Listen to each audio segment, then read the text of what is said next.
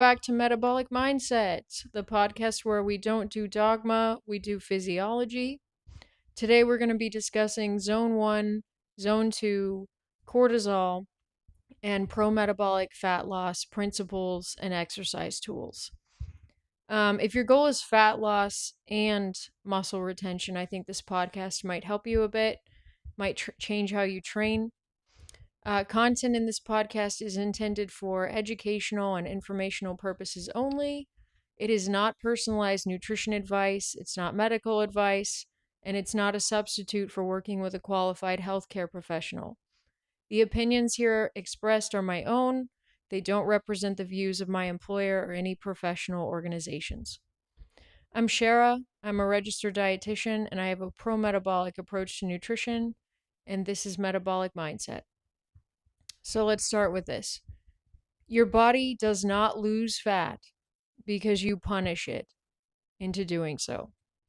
It loses fat easily when it feels safe enough to do so and when it's well fueled, stress is managed, and cortisol is rhythmic, not chronically elevated.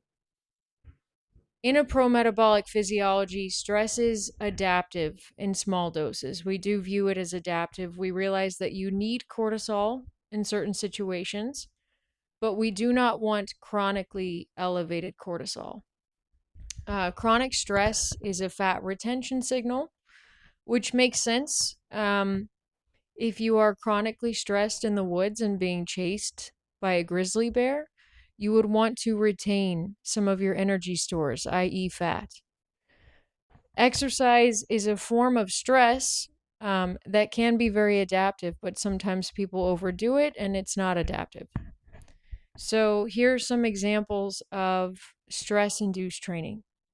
If we're doing 6 days of high intensity interval training, if we're fasting and then performing cardio, especially intensive cardio, if we're doing long, intense sessions with inadequate fueling, no pre workout, and I'm referring to carbohydrate and protein, no intra nutrition, and no post nutrition.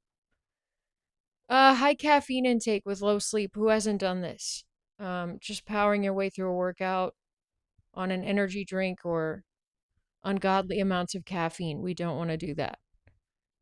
If you continue to engage in high stress training, you will experience chronically elevated cortisol, which is more of a problem than people realize. And sometimes someone can have perfectly dialed in macros, be getting good sleep, but if they're not managing their stress and they're doing high stress, high cortisol training, they won't experience the results that they're looking for. We need to remember that cortisol raises blood glucose to respond to stress. And again, this is an adaptation. We just don't want it to be going on all the time. It'll break down muscle tissue to do this. So we go through gluconeogenesis, which is the breakdown of proteins, muscle tissue, organs, etc., to produce glucose so that we have some glucose in the bloodstream. And as much as people want to argue that you don't need carbohydrate at all, we do need carbohydrate. Your body's just turning the protein that you're eating into carbohydrate because it has to have glucose to power your mitochondria. If cortisol is chronically elevated, it promotes abdominal fat storage. Okay? Nobody wants a pouch. It disrupts thyroid conversion of T4, inactive thyroid hormone, into T3, active thyroid hormone. And elevated cortisol can suppress progesterone production in women. If cortisol never comes down, your body thinks, oh gosh, we're in a famine or we're being chased by a large predator. And it will not willingly release stored energy, i.e., fat. If you're constantly training at high intensity without adequate recovery, you're going to break down muscle faster. Your recovery demand will exceed your capacity. Your lean mass or muscle mass will decrease over time, and your resting metabolic rate is going to drop because it's largely affected by lean mass And we want that resting metabolic rate through the roof so that we're just burning through the calories that we're eating. Fat loss is going to stall. If there's too much stress-induced training, fat loss will stall. You're going to be working way harder than the person next to you in the gym, and you're going to show way less results. So that's called adaptive downregulation over time if cortisol remains elevated and we continue going through high stress physical activity. Your body adapts to that, and non-exercise activity thermogenesis, or NEAT, drops.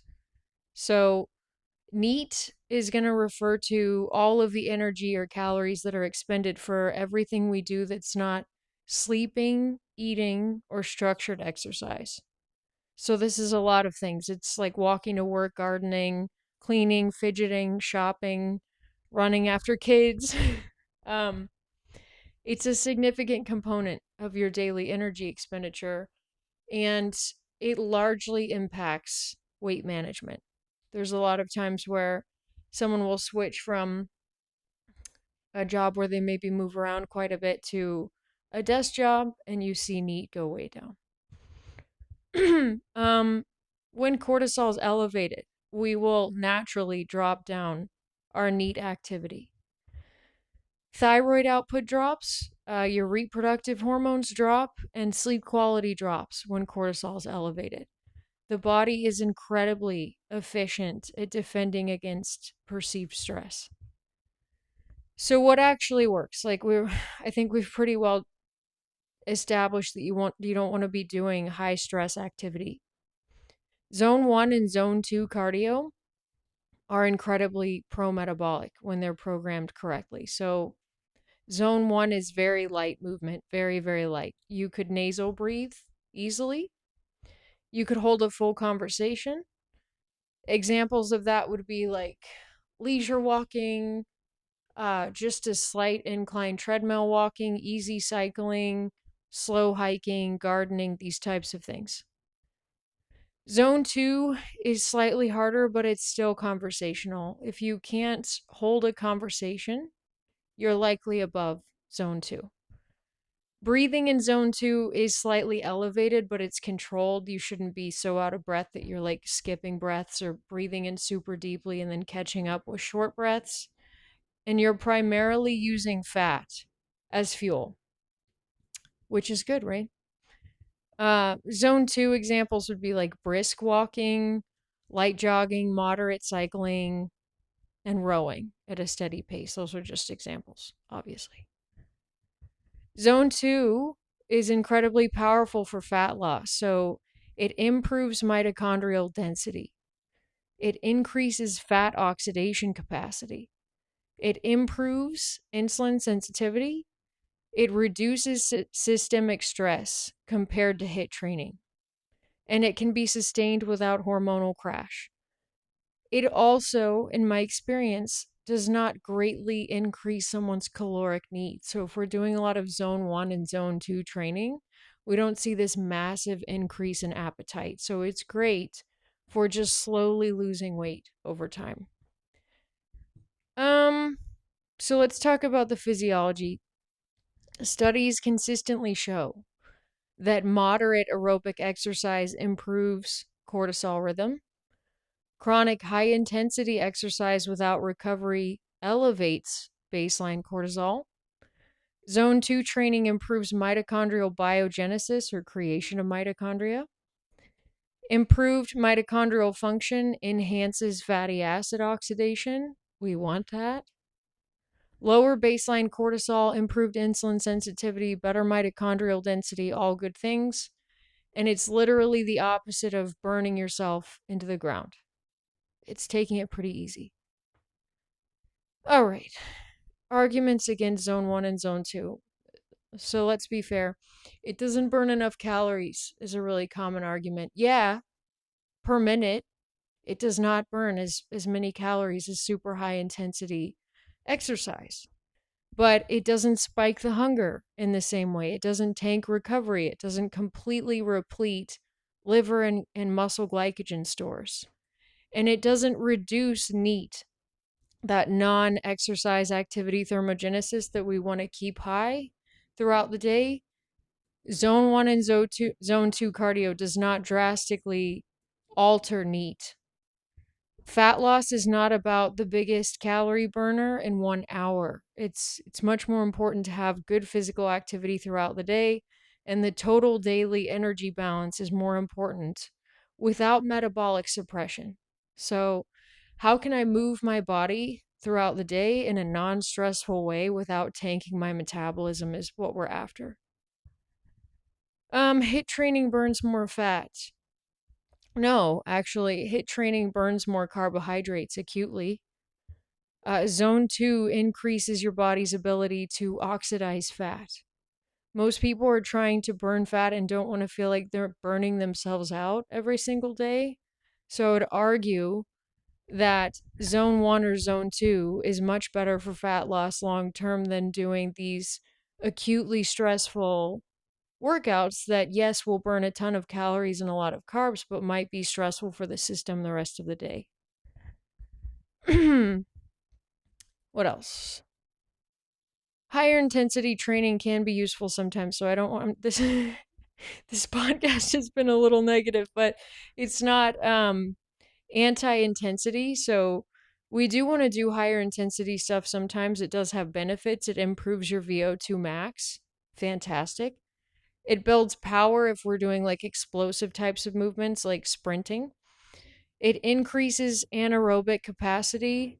Anaerobic meaning not using oxygen. Am I getting that backwards? I don't know, guys. I feel like my brain is farting a little bit, but there are different types of activities. Some of them are aerobic, some of them are anaerobic. Anaerobic would be like lifting really heavy weights for a short period of time. We're relying on ATP-PC, shorter time frame energy systems, as opposed to like walking for a long period of time. You're relying mostly on fat, which would be aerobic. I might have to do another podcast on it because I'm absolutely blanking right now. But basically, you work on two different energy systems when you mix it up. Yes, you want to do some fun sprinting. You want to do almost powerlifting movements where you're trying to lift heavy stuff. And then you can also mix it up and do this longer, slow, steady pace, which I'm recommending. Higher intensity can definitely stimulate muscle retention, and it's time efficient. You can knock out a HIIT workout in 20 minutes, and I'm not discounting that. Like sometimes these higher intensity exercises, we have to fit a few of them in to a week so that we can get the VO2 max, etc. We're not putting that stuff down. We're just saying that generally people are not doing enough of this nice low intensity cardio to help them burn fat. I like to think of the higher intensity stuff like a spice, but it shouldn't be the meal. So your regular meal should be weightlifting, without your heart rate going above zone 2, if you can manage. Lots of nice walking, low cortisol activities that you enjoy so that you do more of it. For most fat loss clients, I don't like to see more than like 1 or 2 high intensity sessions per week. That's enough. And it's always that when people are doing the super high intensity exercise frequently, that their weight loss just stalls and they're stuck there. And it feels like they're working out very, very hard all the time and not seeing any progress. And the first thing I ask them to do is to just stop, to just completely stop the HIIT training for a week or two and see what happens. And lo and behold, the weight loss continues. We only want to do this high intensity exercise if your sleep is really solid, if you're intaking enough protein, if your stress is well managed, if your recovery markers are stable, and your calories are not severely restricted. And then I give a little example here. So if I were programming exercise for a standard fat loss client that's also trying to build some lean mass, some muscle, I would program 3 to 4 strength sessions per week, 2 to 4 zone 2 sessions. at 30 to 60 minutes. So literally 2 to 4 walks in a week, brisk walks for 30 to 60 minutes. And then daily zone 1 walking. Some people get 7 to 10,000 steps just in their job or what they're doing daily, dishes, etc. If you're getting 7 to 10,000 steps, you can just cross off your zone 1 training. You don't need to work in additional steps on top of that. The only time you would do that would be if you're aiming for some zone 2 cardio for that 30 to 60 minutes, 2 to 4 times a week. And then I literally say one optional higher intensity day, because there are too many times when I see someone take out this higher intensity training and then the fat loss and muscle gain continues as expected. So really think about that higher intensity day and whether you need it or not. If you just thoroughly enjoy sprinting and you feel like it has good benefits for you, please sprint. Yeah, no problem. Take plenty of rest between your sprints, though.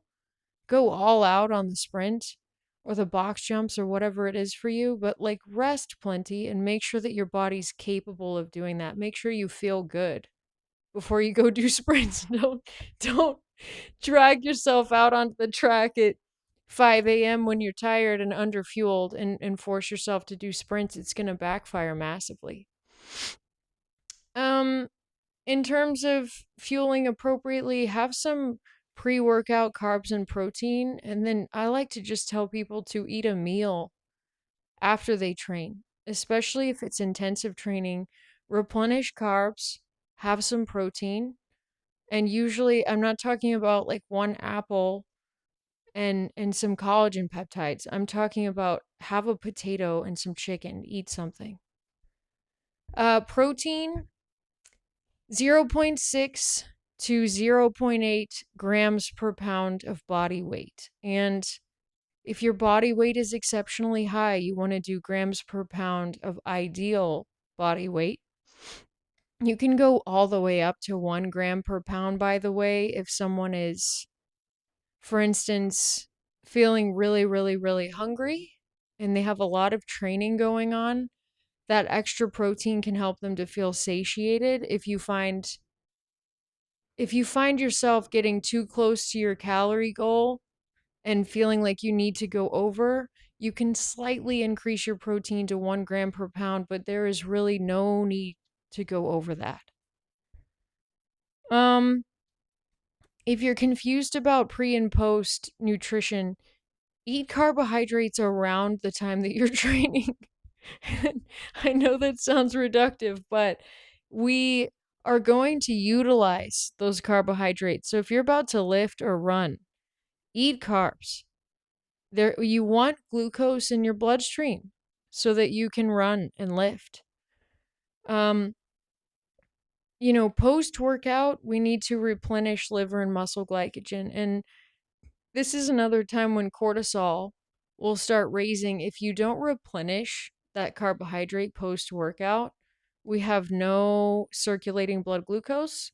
We can't top off our liver and muscle glycogen stores, and the body goes, okay, release cortisol because I need to have those topped off in case this person gets chased by a panther 15 minutes from now. I need to have reserves.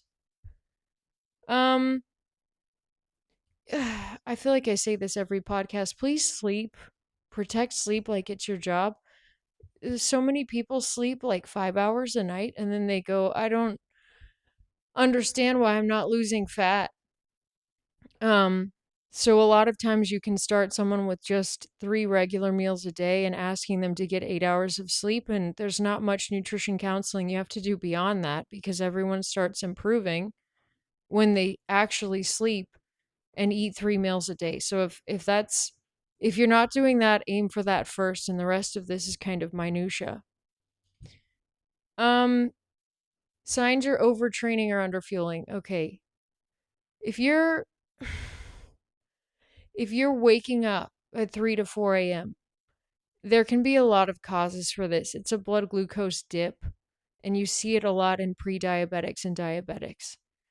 But it can also happen to people that have perfectly healthy blood glucose, good A1C, good fasting glucose, but they'll wake up consistently, like 2 to 4 a.m., honestly, is kind of the window. And you can ask that person to just eat some protein and carb before they go to bed, and it will largely resolve this 2 to 4 a.m. wake up. But if we are waking up between 2 and 4 a.m., it can be a cortisol response to low blood glucose.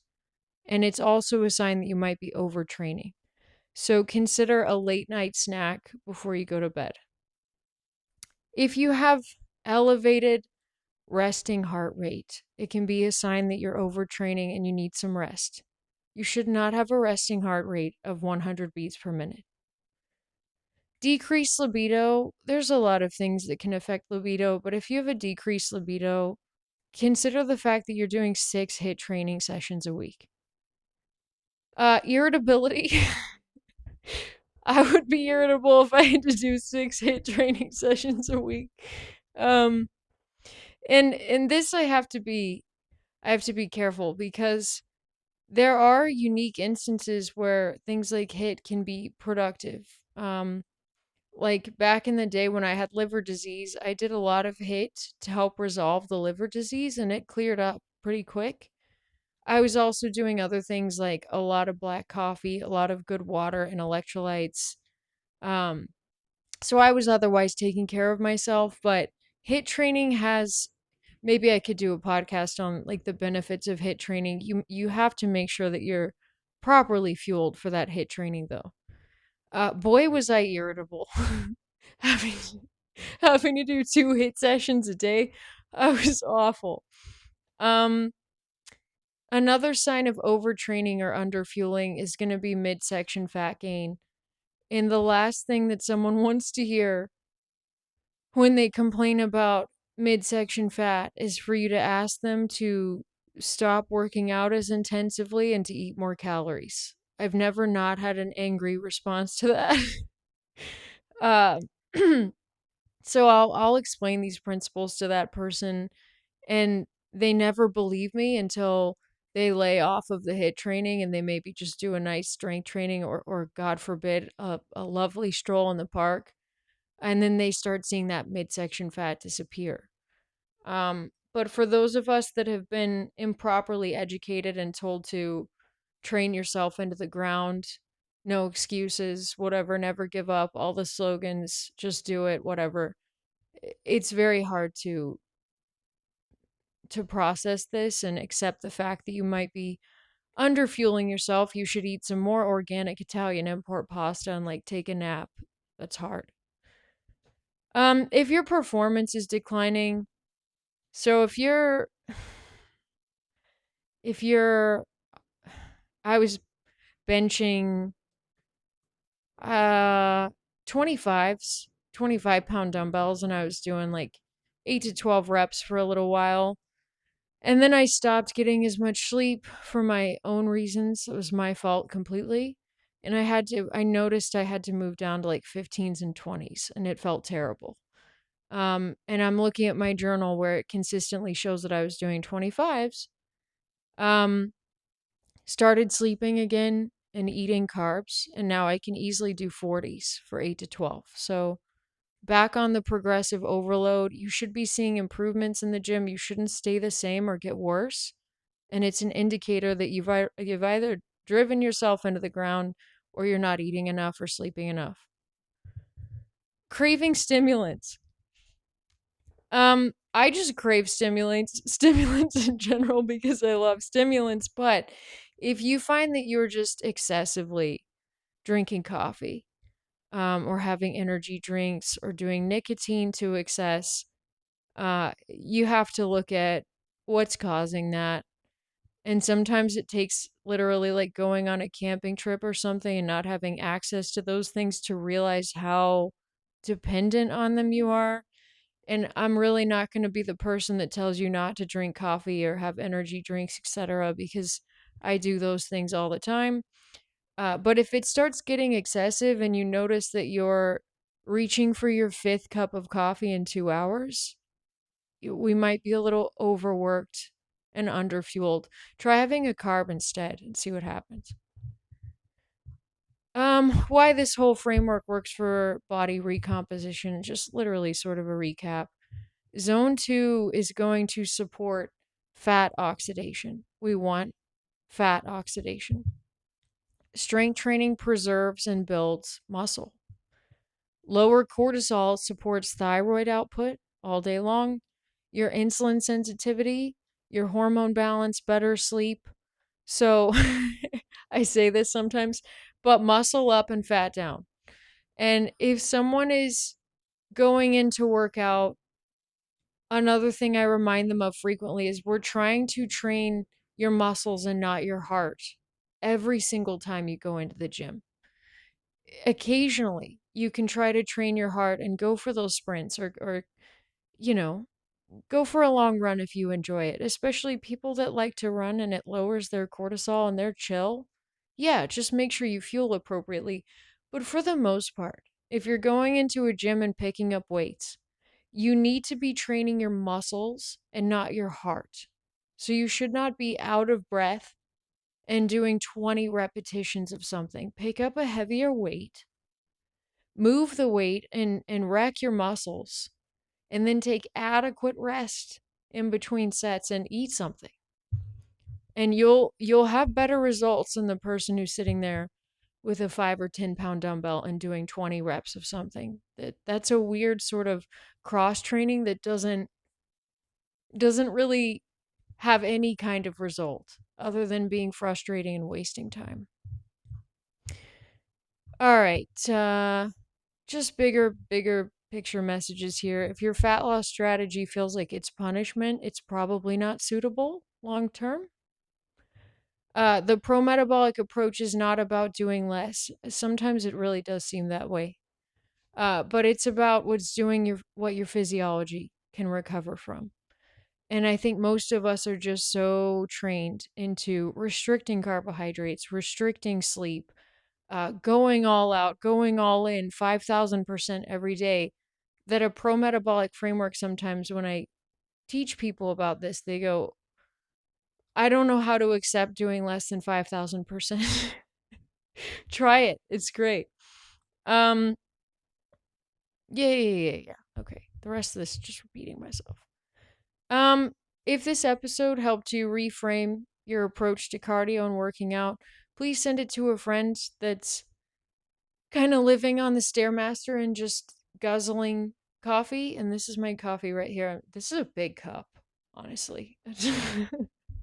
If you want personalized guidance and a pro metabolic approach that's tailored for your life, you can book a session with me through Nourish. My link is always in the show notes. Thank you for listening. Appreciate you. See you next time on Metabolic Mindset. If you have any topics that you'd like me to cover, I'm just sort of recording random stuff at this point. You can send me a DM. My Instagram profile is Don't Do Dogma. Please send me topics. I'd be more than happy to cover anything and everything. Bye.